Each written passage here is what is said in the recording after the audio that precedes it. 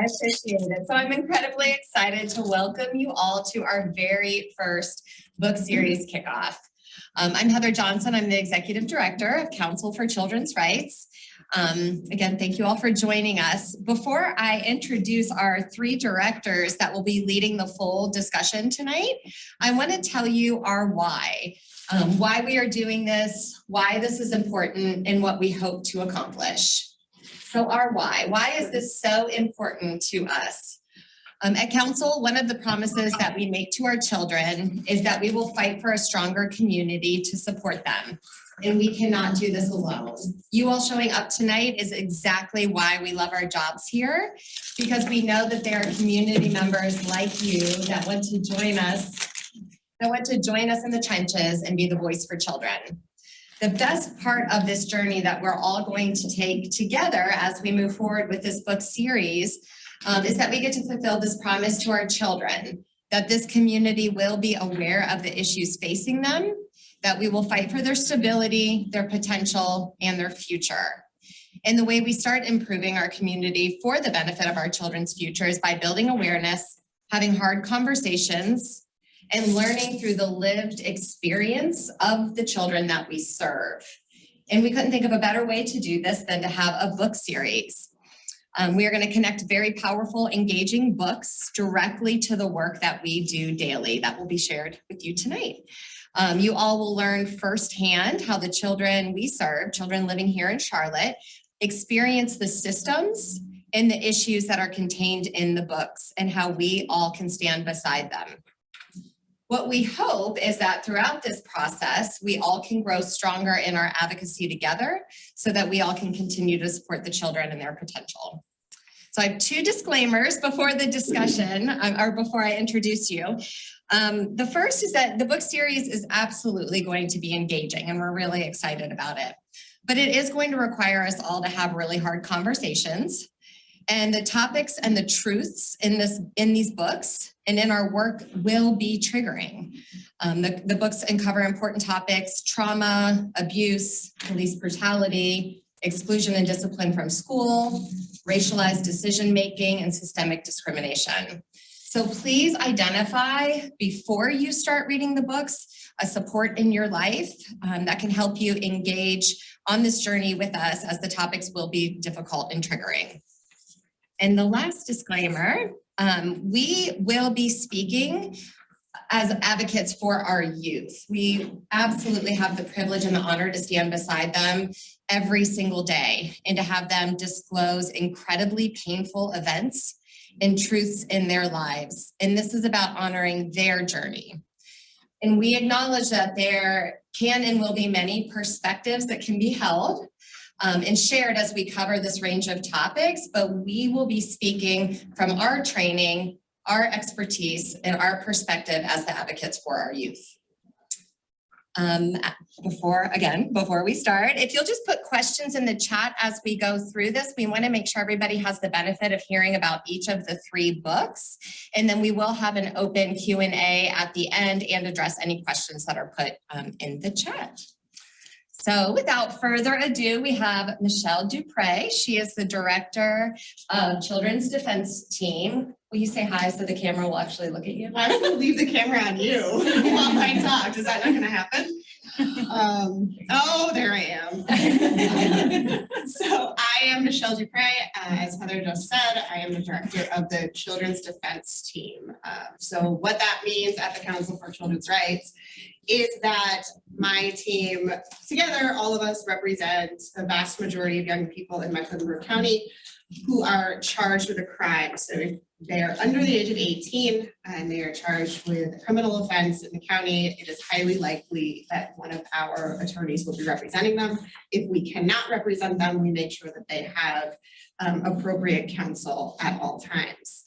In addition to that, our team works with the young people who are in voluntary and involuntary hospital commitments. So what that means is it's the young people who are in either PRTFs or hospital settings that are locked facilities, and therefore they have access to attorneys and they have access to court hearings to determine whether or not they meet the criteria to remain at those facilities. we do that with a staff of 5 attorneys and myself. One of them is designated exclusively to mental health court.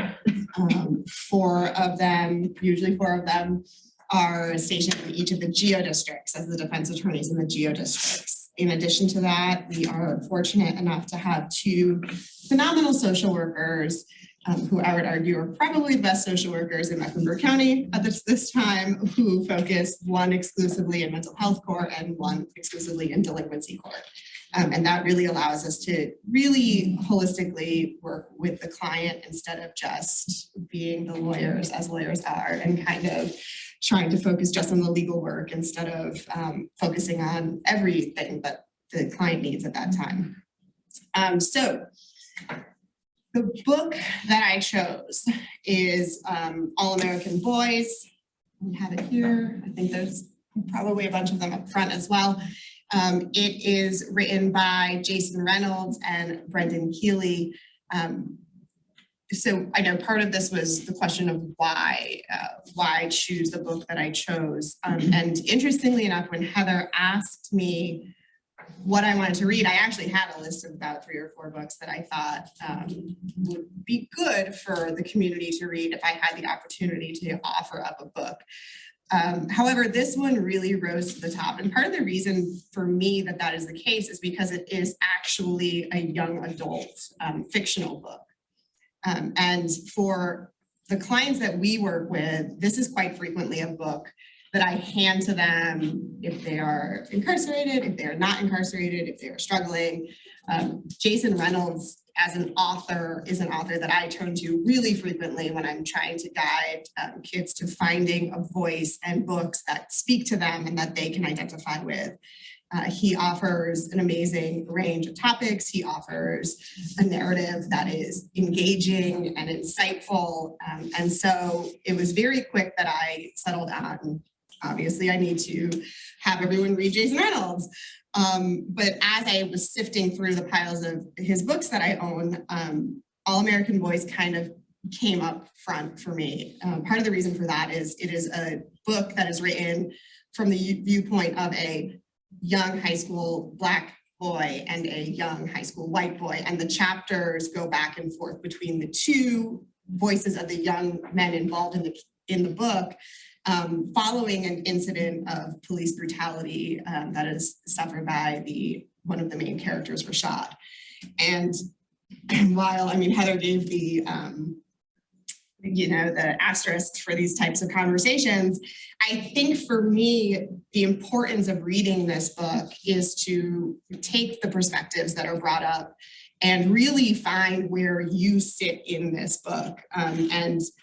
There's Rashad, there's Quinn, there's Spoonie, there's Guzzo, there's Paul.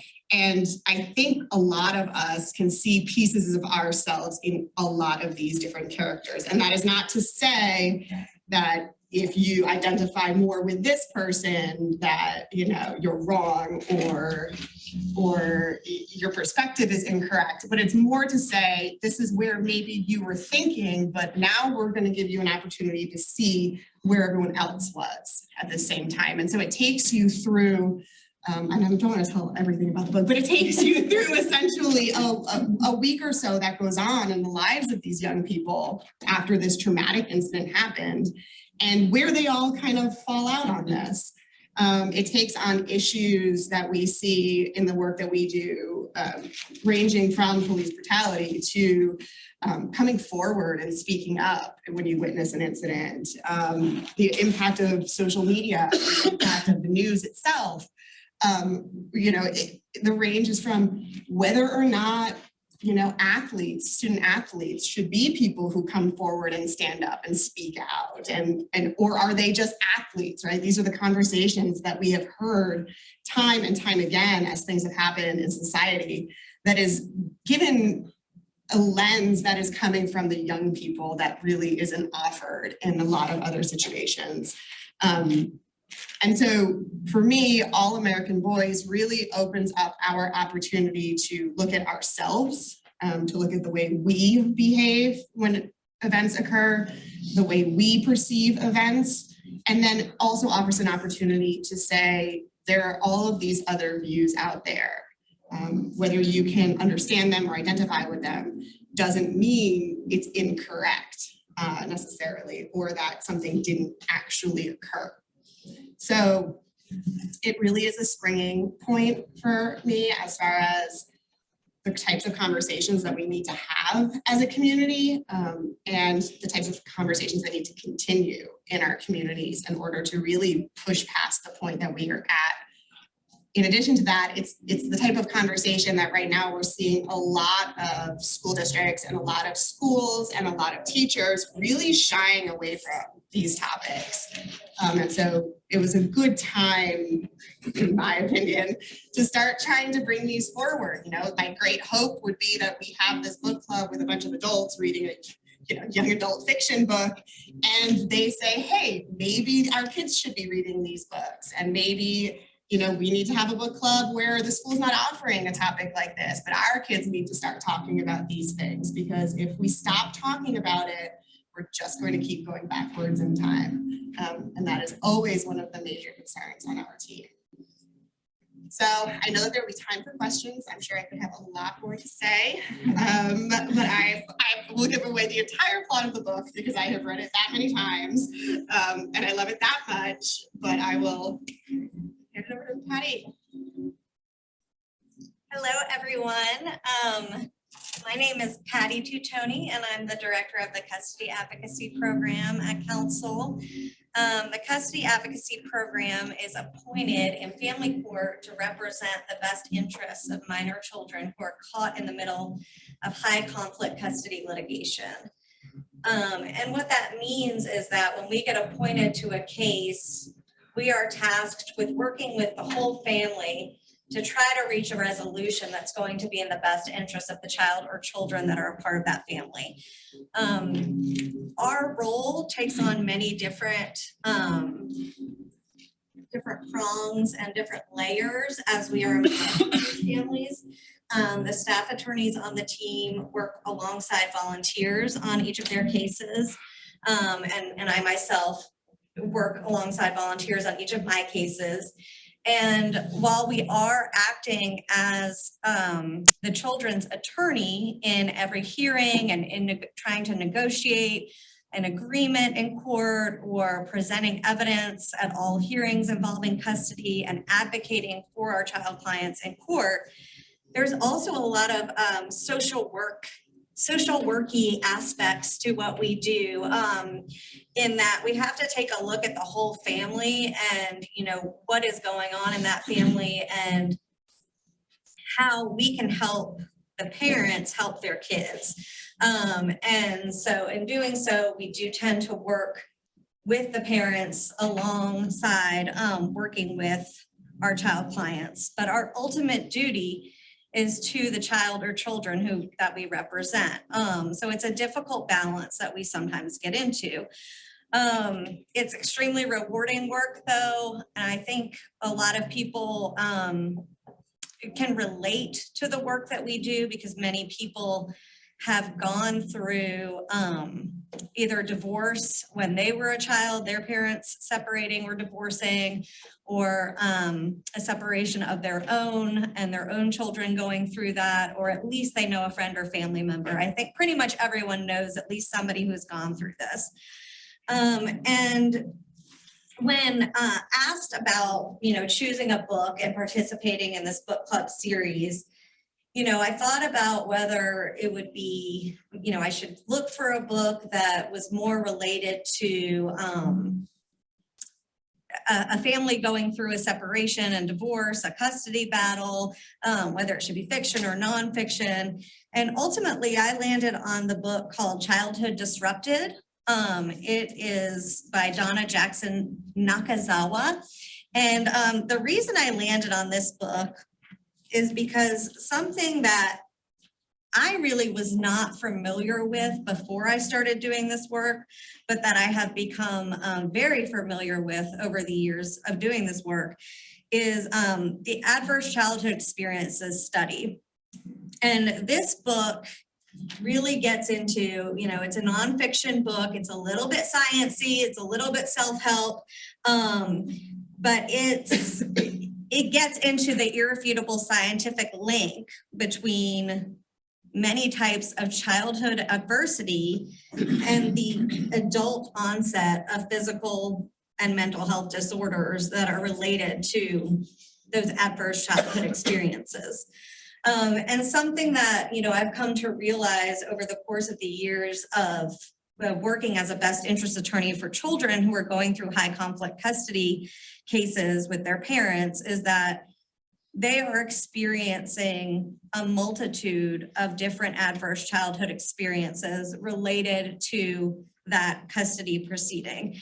Now, it could be that the litigation and custody battle and all of that itself is an adverse childhood experience. In fact, if you've ever taken the ACEs questionnaire or you're familiar with the questionnaire, and it is in the book, of course, but you know, one of the questions is when you were a child, were your parents separated or divorced? So that is an adverse childhood experience in itself.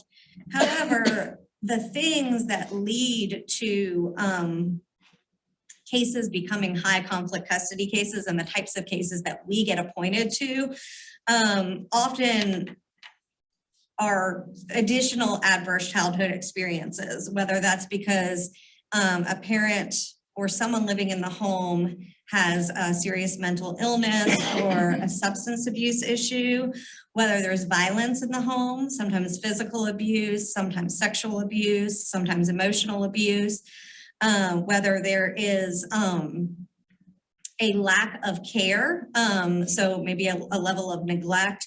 A child feels like they don't know, you know, if they're going to get fed that day, you know, where they're going to sleep that night, that type of experience. So all of these experiences that these children that we're working with are going through are things that, you know, we might not be able to go back in time and make their life perfect. But what we can do is we can intervene. We can try to help them get services they need. We can try to help the family get services they need to address mental illness, to address substance abuse, to address domestic violence. And we can also make sure that the child that we're representing is being heard. And so I really think this book ties very closely to the heart of what we're trying to do in our cases, which is why I selected it. And one of the things you probably can't see if you're online, but for those in person, I marked a few pages. I kind of ran out of Post-its as I was reading the book, but I just pulled out a few, you know, like Michelle, I mean, this is not a fiction book and there's not really like a way to spoil the book, but without giving too much away, I did want to, you know, highlight a few statements in the book that really resonated with me, because I think if they also speak to you, it might help you determine if this is a book that you want to read and discuss with me. So one of the things was that, you know, you think about all the kids that all the things that the kids we represent go through are bad in their own ways, but you know, we often think of like, what's the worst, and, you know, rank these types of things. And so you would think that like maybe sexual abuse or physical abuse would clearly be tied to much more serious long-term consequences than like, say, a more minor adversity. And just to say, like, children have to go through some level of adversity, of course, but we're talking about serious adversity.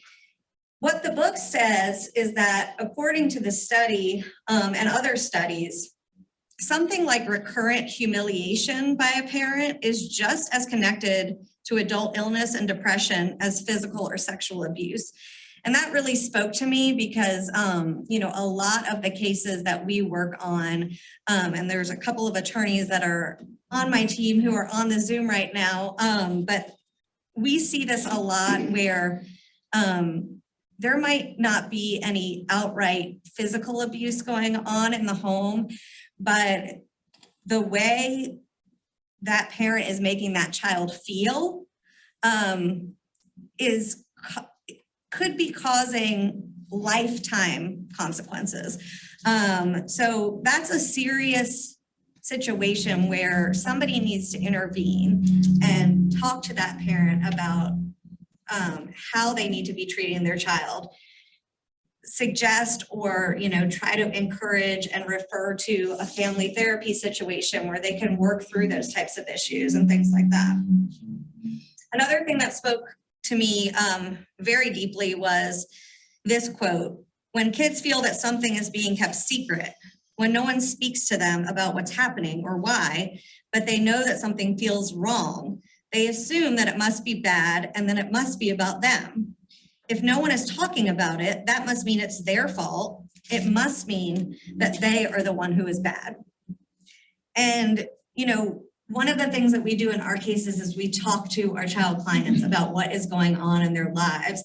We give them that opportunity to open up to us and to tell someone what's going on, how they're feeling, how their parents are making them feel, how they're doing at school, if there's anything in their life that's making them uneasy, scared, afraid, upset, anything. We give them that space. And then finally, when a parent is the source of trauma, a child's brain says, run from this person to survive. But at the same time, the brain also says, run to this person. They are my survival. That one really spoke to me because it's something that you see so often in these types of situations where these kids, even if mom or dad is just really doing everything wrong, it's still their parent. It's still their mom or their dad. They still love them. They still need that person in their life. So it's that balance between protecting our child clients, but also making sure that those relationships, if they are salvageable, can be salvaged. And that is always our goal, is to try to make sure that children have a positive and healthy relationship with both their parents, if at all possible. And then another thing that the book brings up is just how important, so adverse childhood experiences is also closely tied to some studies on resilience. There's also a resilience questionnaire in the book. And so resilience, the opportunity to rise above basically these bad things that happen to you and to continue on in spite of them. There are things that, children can be naturally biologically resilient, but there are other things that can help. And one of the most important factors in resilience is having a reliable adult in your life. So for the children we represent, if they don't have that adult in their family, we need to be that person for them. And so, that's something that Childhood Disrupted gets into as well. Something that I would say you should take away from this book and reading it is there are going to be pieces of the narrative that speak to everybody in different ways, whether it makes you think about something you went through in your own childhood that you never realized might be connected to something you're facing as an adult, and gives you some suggestions of how you could possibly work through that. Whether you're a parent yourself and you want to make sure that the way that you're parenting, you are trying to minimize these adverse childhood experiences for your own children, or whether you're just a person who, wants to know how you can help. I did not have any adverse childhood experiences, and I am not a parent. However, it is my career mission to serve and advocate for children. So this book is very important to me in that way. And I'll pass it along to Caitlin next. Well, hello, everyone. I'll wait till the camera pans to me. I think in a second. It takes a minute. See. I'll continue. So I am Caitlin Whalen Jones, and I am the director of the Education Law Program here at Council for Children's Rights. Our team has really four main focuses. Our first is our education advocacy for individual families, where we represent individual parents and students related to education issues that could be school discipline, special education, disability discrimination, bullying, a variety of issues. Our second focus is our education navigation service. And this service is focused on students who are involved in not just the education system, but also involved in the foster care system or the juvenile delinquency system. And for that service, the team of professionals working with that individual student has identified some sort of education issue that's at hand and has made a referral to us to help provide some next steps and guidance as to how to resolve that issue. And then our third area is our systemic advocacy. So our individual team has our own policy priorities just based on what we're seeing in our individual cases and what we're hearing from our students. And currently, one of our systemic priorities includes exclusionary discipline. And as I'll talk about, is very closely related to the book that I selected. And finally, our last focus is trainings. And so we love to go out into the community and have the community come to us and train professionals and parents as to how they can advocate for their students. Because, you know, we may not be there and we can't be there for every single student in every single case, but we want to make sure that we are building those tools and building the knowledge in families who are going to be those lifelong advocates for their students and families.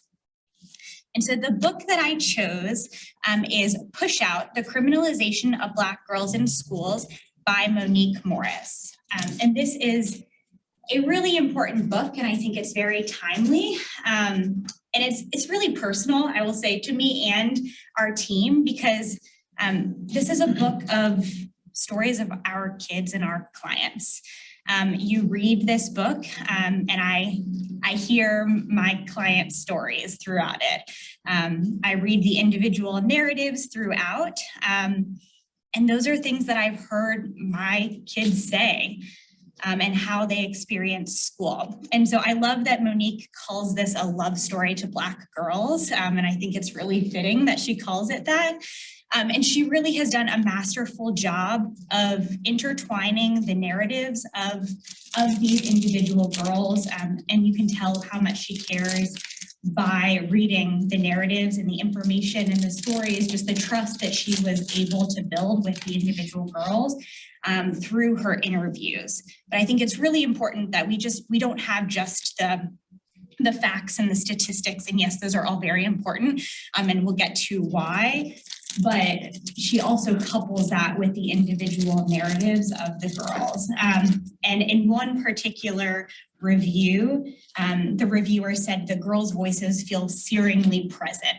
And that's just, I mean, that's really why this book resonated with me, because you can't have this discussion, we can't make changes unless we actually center the voices of the students and the girls who are impacted by these practices.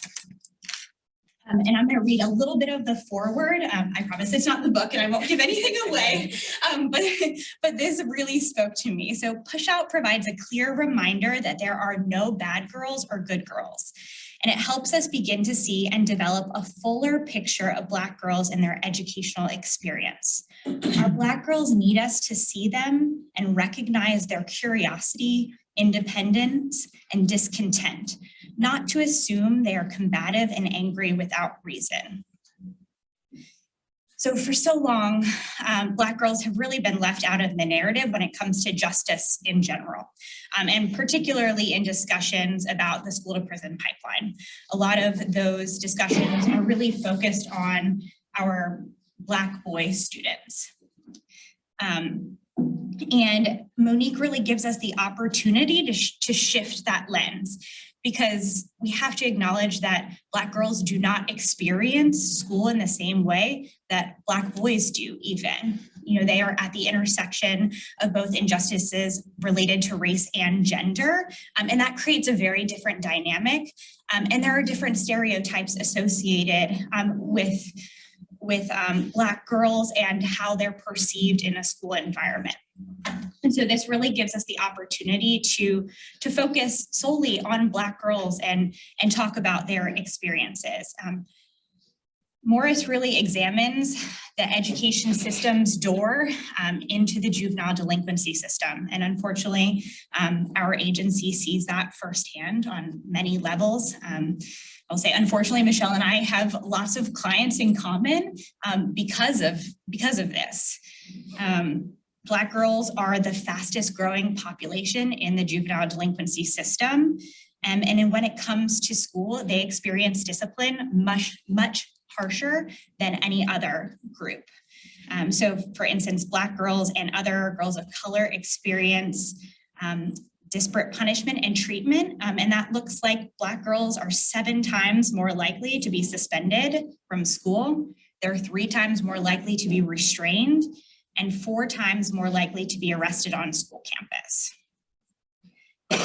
Been subjected to pretty subjective punishments. Really more, Monique goes through policies and practices that are, you know, what is disruptive behavior. We see that a lot. You know, kids getting suspended for being quote unquote disruptive. Like that is a teacher's perception of the behavior at hand. And there is not an objective standard for what disruptive behavior looks like.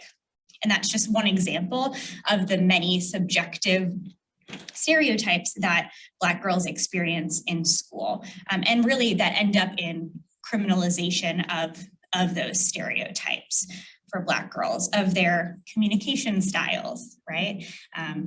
They're being loud, they're talking too loud, their expressions, and perhaps the trauma they've experienced as well. And so this is another quote that I'm going to say, and this is not my own, but we know that punitive approaches to education do not help children get an education. And that's really the bottom line, is that none of these policies or practices that are in place that are putting our Black girls and our children at risk and putting them in an environment where they don't feel supported to learn and grow and be themselves, they're not putting them in a place to thrive in the school environment, but also not putting them in a place to thrive in life after school. Because if you're in a school environment that you've heard is supposed to be a place where you're supposed to grow and thrive and learn, and your teachers are supposed to be supportive, but that is not the experience that you have in that environment, it's pretty difficult to go into the world where you know that's not necessarily the case, that it's always a supportive environment, and to thrive there as well. And so just my wrap up for this, and like I said, I won't go into all of this because there's just so much good stuff in this book. But really the simple request from Morris is that we see Black girls and receive them as the worthy young people they are, that are worthy of being supported and loved, and that they're not cast into a stereotype about Black girlhood. Thank you all so much. Well, I'm really excited. We have people in the room, we have people online. I don't think I see anything in the chat, but would just love to open it up for discussion. Something you're excited about, something you're interested about, just maybe more questions from what Michelle, Patti, and Caitlin have described. I know there's probably questions about logistics. We'll get to that, about next steps. But we'd love to just open the space to talk about what interests you, or to ask questions about the work that we do, or further into the books. I did have a question about something you mentioned in Push Out, the statistics about them being more likely in various reasons or in various ways. Does it talk at all about why that's happening? So it really tries to couple those statistics with policies and practices that are occurring in the school environment and why we're seeing that disproportionate impact. And a lot of that is around some of these zero tolerance policies and other subjective discipline standards, and really a school environment problem. I'll put it that way. I found it surprising that Black females are so high, like they're higher than the Black males. Given a no tolerance environment, I still would have put our Black males above our females on some of those things. So that was really surprising to hear. Yeah, I think it's really surprising that they actually are across all, like if we're looking at in-school suspension, out-of-school suspension, seclusion, restraint, when we're looking at just like the different populations, they are the higher percentage. Yeah. It's also interesting though, so if you look at what the education law team is doing, and then what we are seeing inside of our delinquency courtrooms, that's where your shift is 100% accurate, is the charges that are getting filed and the legal system attaching is to the Black young men. Okay. Coming out of coming out of school offense cases also. Okay. So the girls won't necessarily land themselves in with me. But they stay. But they'll get suspended. Okay. So they'll get suspended, they'll get all sorts of things that they could tell you about. But It's like that world. Other things. But the ones that trigger, the ones that come into my area is the young Black men coming out of the schools on school-based offenses at a higher rate. Now, we will once in a while see some. But for the most part, the actual charged offenses are against the Black men or young men. I have a follow-up question for this book push out. What age does this focus where the discipline issues start, as young as? So she actually has a few narratives that are as young as lower elementary school, where there are instances of elementary students who are in kindergarten, first, second grade being handcuffed in the classroom. And I think I would hope that those are more rare circumstances, but we do see those experiences happening at a young age. And are there policies about what you can and can't do? So they are not uniform across the country. So there are some school districts that have implemented policies where you cannot exclude a student out of school if they are second grade or younger without some sort of other measure like approval from the superintendent, for example. But that is not a policy that is uniform across the United States. And that also doesn't get to an incident where a school resource officer might be brought in and is handcuffing, a young child.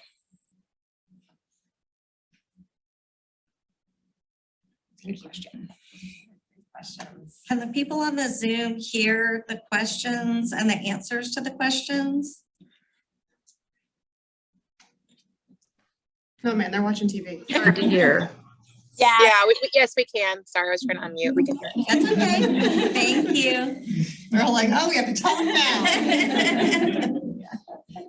So I think it's interesting because I think that Caitlin's book and my book, and just even in the conversation kind of that you all were raising, is this level of subjectivity, right? When you come to enforcing school-based rules, right? And so, and also, right, when you're looking at issues of police brutality. So you're really, there's so much subjectiveness when it comes to this that is triggered by, racism, implicit bias, explicit bias, frankly, and generations of those being so ingrained in the systems in our society that you can take the exact same rule and say, this is the rule for the school, but the enforcement of that rule looks very different depending on what race that child is, the sex of that child, the socioeconomic status. I mean, you are looking at everything when it comes to that. And that's the same thing that you're seeing on the side of you know, All American Boys, where you're having a young Black man in a convenience store that is having this incident play out based entirely on that. So while this is fiction and that is real, it's the underlying issue that's the exact same problem. And I think that's what these books really kind of raise to the front is, you know, where is this coming from and where can we, through educating ourselves and educating each other and educating our communities and educating our children, stop this cycle from going on? Because I said it before, but we're not going to without really being able to dig that out. And so I think both of these books kind of, you have like real life, and then you have a, you know, work of fiction, but it's not really fiction, right? So I think that that's what these types of conversations can start. And I think that's the hope of these book series coming out of the council, is that it kind of spirals into just a larger community conversation about why these things are happening. Why are we allowing this subjectiveness to creep into our school systems? Why we're allowing it to play out with our police departments, and that this is real life, this is happening. So don't give me any more time. I took it easy on the initial. Yes. Question for Patti. Yeah. So since you have come to know more about childhood adverse experiences, I'm just wondering if this book speaks to, or if you could talk about your own practice, what role do we see our young people have in learning this information? Like, what can they do? We talk about how that a caregiver is there something that our kids who are going through this right now can do themselves proactively to try to prevent those long-term consequences? Yeah, I mean, I guess just being open to, which I do think our society is becoming much more open to, but open to therapy and open to talking to, you know, a reliable, trusted adult about their feelings and what they're going through in their life. Because I think processing these types of traumas is certainly a way that they can have less of an impact over the course of one's life. But, you know, unfortunately for most kids, they can't really make that decision on their own, right? And so that's kind of like, you know, what I was saying about how even though we represent kids just like everybody else represents kids across our agency, we really have to like work with the parents to get things done for the kids. And so, you know, that is one thing, being willing to talk to us, you know, being willing to speak out when they know that something is going on that shouldn't be. There's some of the people that get interviewed in the book. There's a bunch of different people who have gone through all sorts of different experiences as children who are now adults who they kind of talk about their stories in the book. And, you know, some of them found like another family member to be a good support, a grandparent, an aunt or an uncle. So developing that type of relationship, or, you know, a mentor, a teacher, you know, someone at their church, you know, anyone that can be that reliable adult for them. Thanks. What thoughts come to mind just about the work and the topics, or even experiences people have had in the community, or even other groups that are trying to raise the voices of these issues? I'd love to just hear if anybody has that kind of input, or able to shout other community agencies out that are trying to do this kind of work as well. So in relation to the ACEs study, I used to do a lot of work counseling both adults and children in various stages of recovery, so to speak, from different traumas.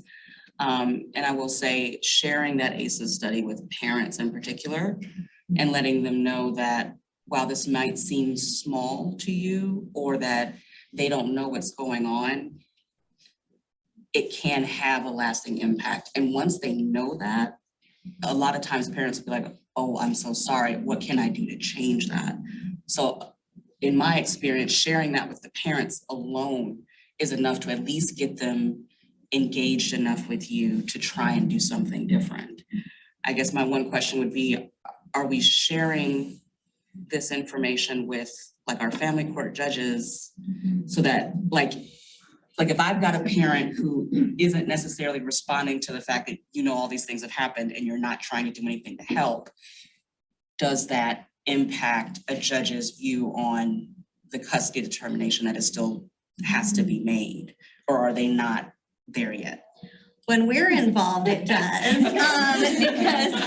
because, you know, that's a piece of the puzzle when we're putting together our recommendation. And part of our role is if we're unable to help the parents or caregivers, we do get appointed in cases where it's a third party involved as well, but I'm just going to use parents as the default. But if we're unable to help the parents reach an agreement or, you know, take our advice as far as these resources are needed, and we do make these recommendations to the court and they do listen to us. They don't have to take our recommendations, but we have credibility with the court because they know the amount of experience we have. They know what we put into our investigations of the situation at hand and looking at the totality of the situation. And so when we're involved, yes. And I think that that's, you know, an interesting thing that I could speak to for a lot longer if you know, we weren't just talking about book club, but you know, we have a certain number of appointments that we're able to take each month based on the number of staff we have on our team. The cases are extremely time intensive, so you know, we can only each have so many at once, and we do find that there are definitely cases that, you know, we always fill up all our slots. For instance, today's April 6th and we've filled up all our slots for April. And it's, you know, we still have 24 more days left in the month that we're not gonna be able to take any more cases for this month because we're full. But, you know, yes, we're only supposed to be appointed in the highest conflict of cases, but if we had unlimited resources, do I think it would be good for a child in every contested custody case to have a best interest attorney and custody advocate? Yes. Yes, I think that would be the ideal. But, you know, the majority of counties don't even have anything like what we have. So, you know, there's maybe a case here and there, 1 out of every 200 cases, someone might hire a private GAL for their kid, but you know, we provide this service in Mecklenburg County that really is not happening anywhere else in the state of North Carolina. We just hope that they can educate all the family court judges on it so that when they move over into delinquency court, I can remember that ACEs thing that we talked about. Yeah. That impacts this too. Well, and you know, that's a good point because Michelle recently had a case. So we had a judge that recently moved from family court to delinquency to juvenile court, Judge Marvel, yes. And you know, Michelle had a delinquency case that he presided over, and I think he really took some of the knowledge definitely from family court, and now the delinquency case is resolved and there's a family court case and he just appointed us. I think, you know, having come from family court, that did give him that, you know, extra layer of understanding as to what was going on in this particular child's life, which, you know, was helpful to getting that child's charge dismissed.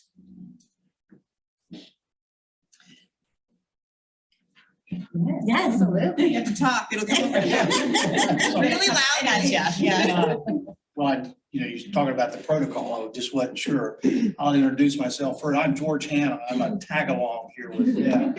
And first, I really admire your work. So, I mean, I'm just so touched by it. But my question really relates to the isolation that has resulted from the pandemic. And hopefully we're coming out of it, but you know, who knows? And so the question is to all three of you, how has that impacted your clients? And secondly, how has that impacted your teams? Sure, guys. I talked last, so. Yeah, so I mean, the vast majority of young people that our team works with, I think we're at about probably 45% of our client base in mental health court are young Black children. And then in delinquency court, we're at probably about 89%. And as many people know, the COVID-19 pandemic disproportionately impacted communities of color. I think that's out there. So we are working with the people who were the most impacted by this, right? They were in remote educational settings that were maybe not ideal and not actually implementing the proper protocols educationally, which I'm sure Caitlin's going to talk about. We were looking at young people who weren't having adequate access to the courtrooms, and Mecklenburg County did a decent job of trying to make sure that they did have that and that our cases weren't stalling out. This is something that's so common for me and not for everyone else, but young people who are detained on offenses pre-adjudication in North Carolina get hearings every 10 days, and those hearings are usually in person, but during COVID-19, they were done virtually, which our statute does allow for, which is a totally different conversation that I could get into. But, and so now we're having this situation where these young people who are literally in jail are coming onto video screens. Their families are on the telephone. They're not able to adequately participate in the hearings. And we as attorneys are trying to navigate how to make sure that our clients are adequately represented, that they're not making statements that can be used against them down the line, that we are addressing the things like their trauma and their ACEs scores that are involved in a lot of our cases, and how we're able to navigate what a judge is seeing a child doing on camera that I can't be next to try to stop it when it's based on some traumatic incident that had happened previously. And just that dynamic, I mean, we were so fortunate at the council to have the two social workers on our team, because they were really able to be a second set of eyes for us during these hearings, of saying to me while I'm in the middle of an argument, hey, he's not doing well in detention. You need to stop the hearing. And I could stop the hearing and call over and make sure things are well. So we did everything that we possibly could, but the reality is that the quality of representation during COVID-19 on these detention hearings was not what it should have been. They've now been brought back in person. So our clients now once again have the benefit of having their families present for these hearings. The judge can put eyes on child, their family. They can ensure that they're confident that they can be released. But it has been incredibly difficult. Virtual services are just not what in-person services are when in terms of treating any kind of mental health needs, any kind of therapeutic services. Our clients have had issues, with transportation to programs, and so the programs have had to be virtual. And so as we're moving into this next phase of, COVID, which is still around, contrary at times what people are saying, and things are increasing to be in person, we are already seeing that the quality of engagement with the young people that we work with is increasing. And so that just again shows that we were so lacking during that 2-year time frame when it wasn't happening. And we've seen a setback in the progress that we've made on, the school to prison pipeline, and the progress that we had made previously on referrals coming out of school districts. We're seeing an uptick in those now, whereas 2 years ago, we had made some serious headway when it came to school-based offenses, especially in our county. And it's almost like we need to relearn what we had already learned. So there's been a serious impact team-wise. There's some of my team members on the call. It has been tough to navigate. We have been in person for other than detention hearings, we remained in person, and we had many a breakdown inside of my office about, being the people inside of the courtrooms in the midst of a global pandemic when there were no vaccinations and having to come to work and having to do our job, which everyone did. And I am incredibly fortunate to work with the people that I work with, who we would have our breakdowns and then we would trudge into the courthouse and we would hope for the best, because we had kids who needed lawyers. And so we really didn't have a choice. I think. Can I add to that, Michelle? So just so This you is know, great. it says Michelle Dupre. That's not Oh, me. sorry. Sorry, I didn't realize it. I was signed in your account still. Sorry. I imagine everyone was also very aware that there were significant outbreaks in all of the prisons.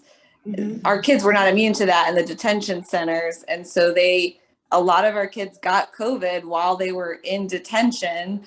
A lot of our kids were also faced with significant isolation, which is very, very traumatizing to juveniles and is actually not allowed, but they had to isolate these kids for their COVID protocols and things like that. So that was something we really had to deal a lot with and balance, is that kids coming into a detention center were basically under 24-hour isolation for up to 7 to 10 days when they were first coming in, and how that was navigated and stuff. And so I think that's also just something I wanted to add, is that we basically had kids in any other time than a pandemic we would consider solitary confinement, which has been ruled not allowed for kids. And so so we had kids, we definitely had kids get COVID in jail. We had kids get COVID at our PRTFs. We had kids get COVID in the hospitals. These kids were exposed because they were in these institutional settings. And in terms of, what was going on, and we were fighting to get these kids out of jail because they were spending these 7 days there's no short way of saying it, that it was solitary confinement. It was acceptable solitary confinement because of the pandemic. And so we would have to try to get them in and get them out, knowing, if you look at studies on the impact of solitary confinement on an adult, it is catastrophic. If you try to translate that into the impact that it has on a child, there's still concerns amongst our team about what we're going to see from the fact that went on. And there was a lot of things like that, like what Bree raised with, what was going on with these, you call it something different, but it's the same thing. There was a lot of that went on within our, across the country, frankly, when it came to prisons and jails and mental health facilities that I'm sure Bree would agree, Brian's here in person. I don't know how many days we went through without some sort of a crisis where I was on the phone with somebody yelling about something during the pandemic. And honestly, probably still am.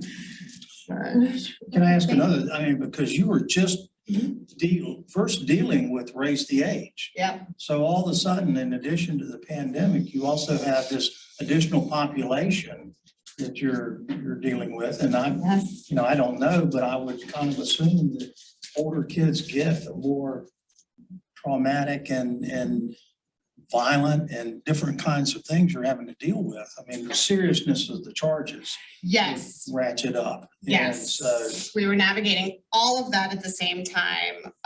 We were navigating a lot of young people coming in with high-level charges that were first-time offenders, which was, tough to navigate, and then tough to navigate in a time when those same children are, being put in solitary confinement for days at a time and just trying to navigate getting them out in those situations, right? It's tough to get them out in the best of situations. It's even tougher when you're talking about that type of a situation. I'm sure you guys have. I think the numbers. I just derailed that conversation, sorry. No, it totally answered the question, but I think the numbers, and not to, boil down any of this to just a number, but in mental health court alone, so these are the children that are a danger to themselves or others that are in need of the highest level of care. We served around 500 children the year preceding the pandemic. During the pandemic, we served almost 1,000 children, 998 children. But the cases, so the times that children had to go back, we had 1,680 cases. So if you think about 1,000 children, but 1,680 cases, almost all of those children tried to come back to the community and could not, and again, had to go back at that highest level of care because they couldn't keep themselves safe. And I think that is very indicative of just what the impact was on isolation, and there was a lack of community resources that were available, of course. They didn't have that connection with school, and I think that all, and if you just think about the number of children that were able to present at these facilities for care, but how many more children were out there that whose families were scared to death to take them to a hospital during COVID? I mean, I'm sure the need was 2 or try or triple, whatever the word is, full, probably much, much more than that. But that fear of taking them to a facility for care when people were dying of COVID, I mean, we just don't really even know what we don't know, but the numbers are frightening about how those cases increased. Mental health court was it's completely different. It was exactly what, I mean, we saw astronomical spikes in the amount of kids that were just revolving door in, if you could even get them out. So one of the things that goes on, of course, which we have all seen, is there was a staffing shortage. There were outbreaks happening. There were staff members home because of having COVID-19 themselves and navigating that with their family. And so placements, right, step-down placements, step-down care that would usually be able to be used to step a child out of a hospital setting or step a child out of a PRTF setting weren't available. And so then we would have kids just sitting in PRTFs. And I know most people don't do this work, but some people do in the room. But if you allow a child to sit in a PRTF past the point when they actually meet the criteria to remain, you're watching them devolve in the time that they're there. Like they can't hang on anymore because the setting is so restrictive that they're supposed to be stepped down. And so now we were seeing kids who should have been discharged. Now they're doing things, and we're coming in on the next hearing, and now all of a sudden they're meeting criteria again because we didn't get them out fast enough. And so PRTF, I'm sorry. yes, it's a psychiatric residential treatment facility. Okay, thank you. Sorry, it's a lot of acronyms. And to Michelle, to your point, a lot of families who foster weren't accepting new kids at the time during COVID either because of own family members who were immunocompromised or other children in their home that they were already fostering. And so to kind of have to go through that, again, isolation period like we were seeing in detention facilities and in the PRTFs, that just wasn't, some families just said, we can't accept any new foster children right now as a placement. And so those placements just were not there. Yeah, and sorry. Speaking of lack of resources, and that was one of the things I was going to mention. And Michelle mentioned, the fact of virtual mental health treatment, not necessarily being as effective as in person, or any type of virtual services not necessarily being as effective. The other thing we've seen in our cases is, the vast majority of cases that we're involved in, we end up referring the child to therapy in some capacity. And, it's always a little bit of a struggle if, they have no insurance, if, you have to find someone who accepts Medicaid, getting the parents on board. There were those struggles always, but now it's just, the waiting list, because the level of, pretty much everybody in our society needs mental health services right now, which, is to be expected. We've been in a 2-year global pandemic. Everyone is suffering. So the waiting list for mental health services are crazy. And so, it's very frustrating for people. Kids aren't getting the care that they need when they need it. One of the other things we saw, the access to justice issue, like Michelle talked about, in a little bit of a different context, but we get appointed in cases where parents have attorneys, but we also get appointed in cases where the parents don't have attorneys. And part of our role in those types of cases, a lot of times is moving the case along in the court process because pro se parties without attorneys don't know how to navigate the court process. And it's always best for the child to move things along and, get the case resolved in some way, whether that's through settlement or litigation. But, with all of the backlog of cases due to shutdowns and them with trying to learn virtual environments, it really was a detriment to unrepresented parents and really a lack of a fair day in court to expect them to be able to present evidence at a WebEx trial when they've never used that platform a day in their lives. So, for us and our team, it was, navigating those things as well. I know that our cases, we take on a lot of secondary trauma that goes across all three teams, of course. We're all going through our own issues in the pandemic. And I think that it's been as challenging as ever to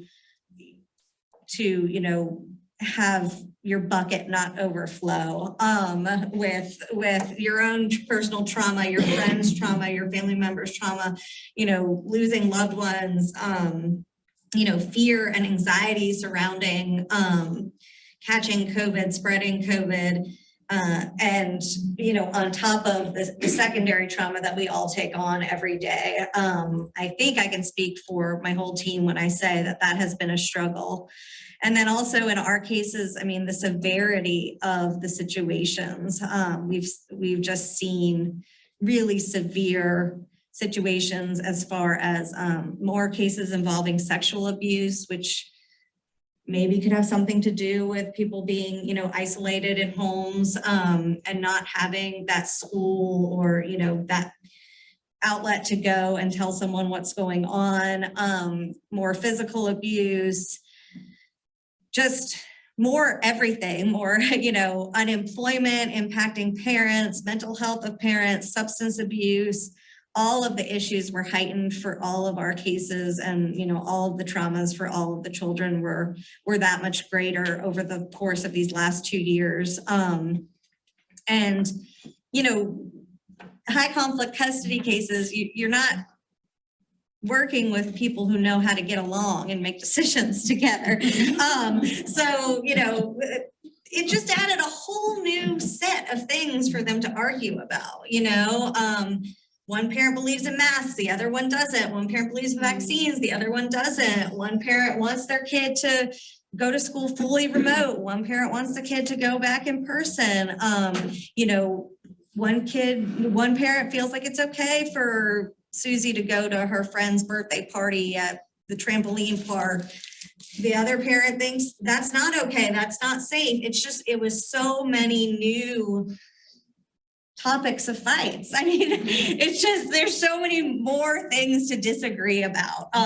And so that's definitely something that we saw a lot, especially in the early days of the pandemic, but certainly, it's always something new, right? Like first it was, we're isolated. And so we don't know, I'm just withholding the child from you. But as vaccines come out, it's, whether or not your child is going to get vaccinated, as restrictions get looser, it's whether or not you don't have to wear a mask now, but do we want our child to wear a mask in school or things like that? It's just heightened conflict, heightened emotions. We could talk. I'm for just hours. laughing because I feel like I thought about this in my house. We could talk for hours about all of it. Yeah, right. Even people who are not separated or divorced are having these arguments. So I'm gonna let Probably could have used a little intervention myself. Well, did you have a question before I jumped in? At some point, do you think the pandemic itself as a category will be added to the questionnaire for adverse childhood experience?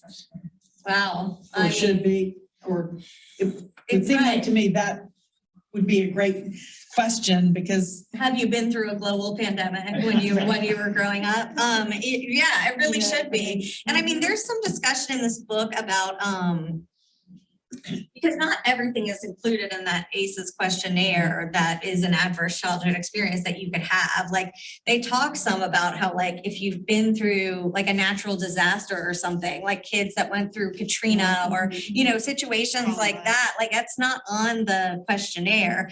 So I think that this would kind of fall into that. I mean, it's just that. 9/11, I mean, any. Right, exactly. It's just that everyone who was born between a certain number of years is going to answer yes to that. So we're all gonna have a higher ACEs score. That's a given.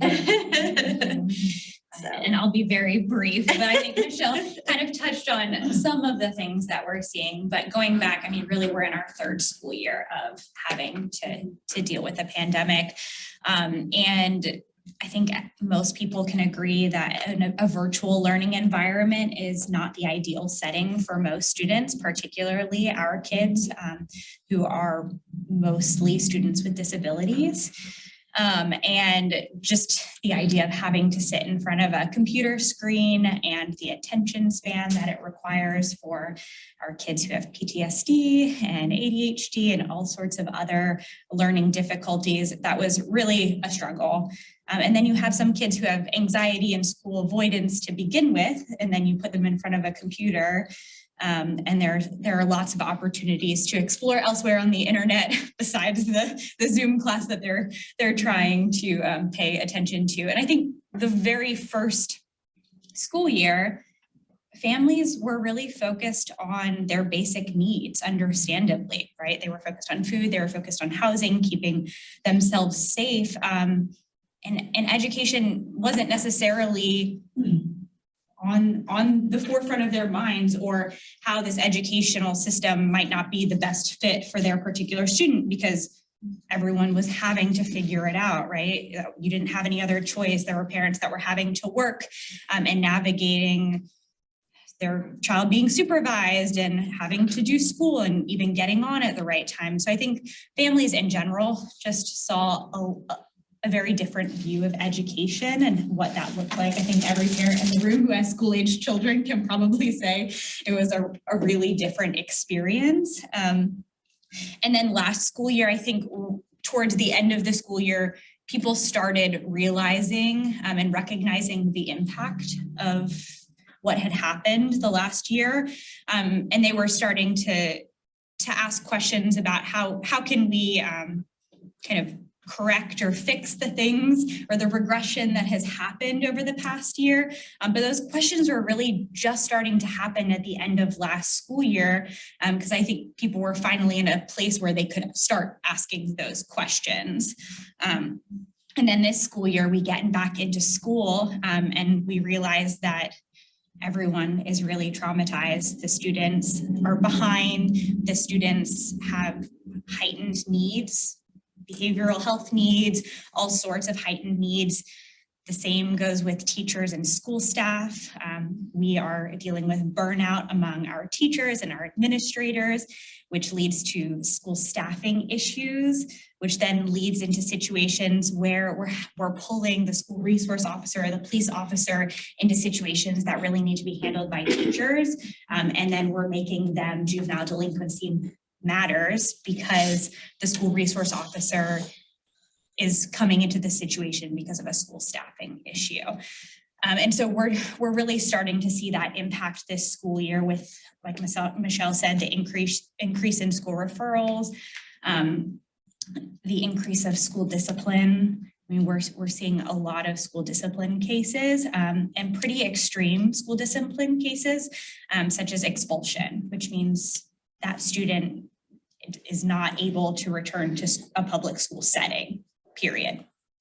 I mean, that is kind of the ultimate punishment when it comes to exclusionary discipline. And just then the ramifications of that, right? I think we haven't started to see those ramifications, but there will be ramifications of those decisions that are happening at a school level right now. I think, as everyone else has said, the impact on the team is, we were all trying to do the best that we could from where we were in the situations that we were. And it's difficult to interact with clients in the way you would like, in the way you typically have over the phone or via Zoom. I mean, this school year has been our the first school year in 3 years that we've been back into the school building for IEP meetings. An IEP meeting is very different virtually with your client on, like Michelle said, on a screen somewhere over there, than it is in person, where you can actually read the room, when you can actually kind of read the postures of everyone in the room. I mean, I think decisions end up being made differently when you have everyone in the room versus on a Zoom or a virtual screen. So.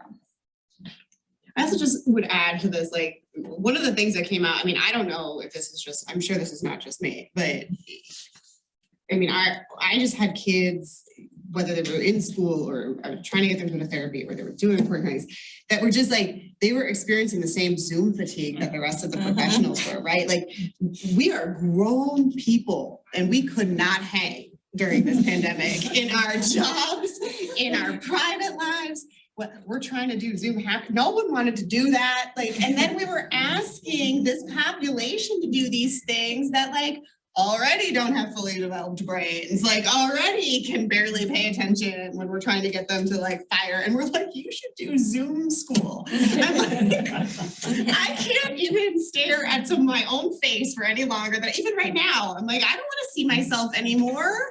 We're asking kids to do this. Like, what do you think they're doing when I have cord with a child, right? I'm seeing them do this. I'm like, you're not even paying attention right now. It was unrealistic. We were asking unrealistic things of these children.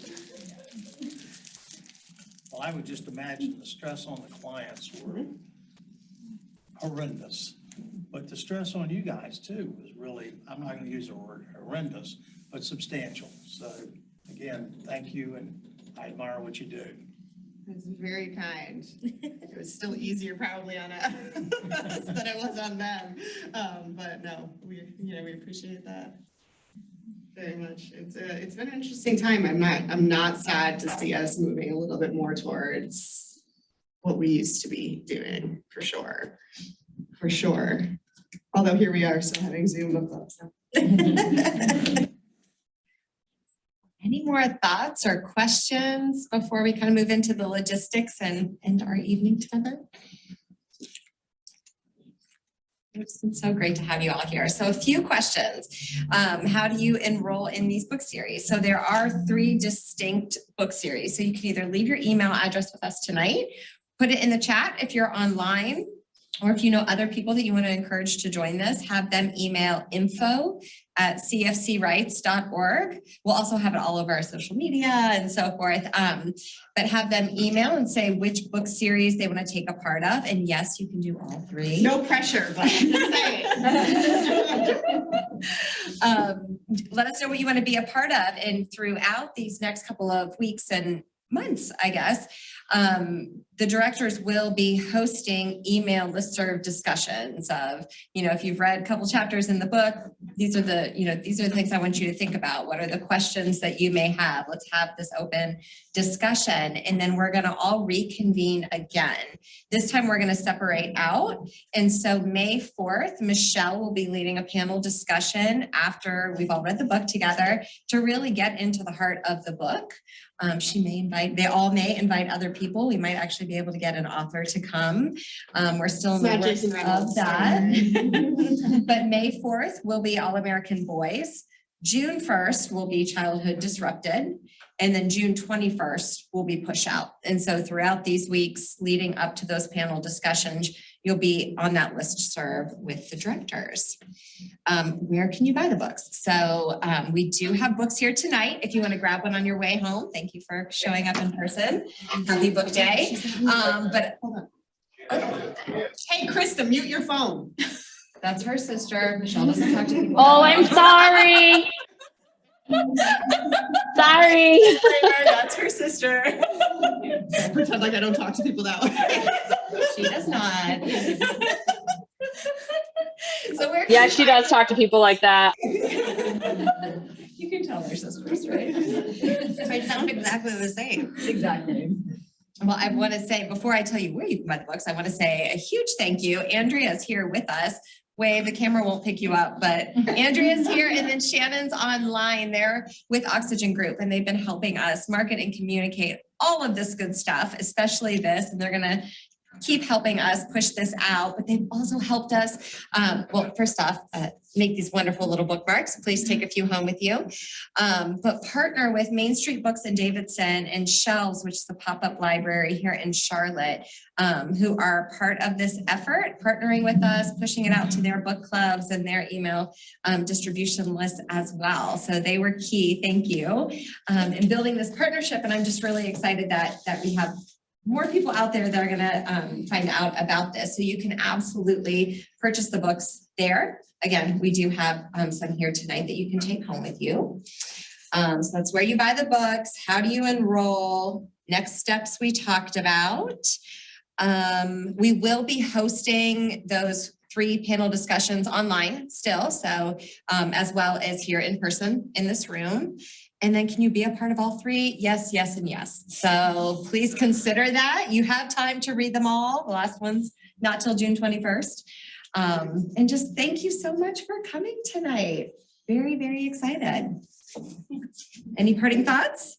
Yes, I would just like to say that my book is a very easy read, heavy in substance. However, it is a YA book. If you look at the writing within it, It is not a competition. maybe 3 days. So my book, you don't care. Because it's not a story from beginning to end, you can just look at the table of contents and you can think about like what's relevant to me and what do I care about, and just read that part. I'm not. We love you were seeing their personalities play out. Like, perfect. Well, thank you all. Thank you, everybody here online. So excited.